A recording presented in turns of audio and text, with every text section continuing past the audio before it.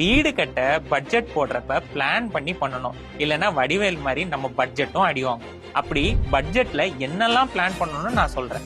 வீடு கட்டுறதுக்கு முன்னாடி அந்த லேண்டை கிளீன் பண்றதுக்கும் சாயில் டெஸ்ட் எடுக்கிறதுக்குமான செலவை இந்த பட்ஜெட்லயே இன்க்ளூட் பண்ணிடுங்க. அடுத்து கன்ஸ்ட்ரக்ஷனுக்கு வாட்டர், எலக்ட்ரிசிட்டி அண்ட் சீவேஜ் இதுக்கெல்லாம் செலவாகும், அதையும் ஆட் பண்ணிக்கோங்க. அதுக்கப்புறம் டெம்பரரி ஸ்டோரேஜஸ் அண்ட் ஒர்க்கர்ஸுக்கான டாய்லெட் அது கட்டவும் செலவாகும், அதையும் ஆட் பண்ணிருங்க. இது போக கன்ஸ்ட்ரக்ஷன் அப்ப அன்எக்ஸ்பெக்டட் வெதர்னால டிலே, அதாவது மழை பெஞ்சு தண்ணி நின்னாலோ இல்ல டெம்பரரி ஷெட் மழைனால கீழே விழுந்தாலோ அதெல்லாம் சரி செஞ்சு திரும்ப ஒர்க் ஸ்டார்ட் பண்றதுக்கான பட்ஜெட், அதுக்கும் ஒரு பேக்கப் பட்ஜெட் வச்சுக்கோங்க.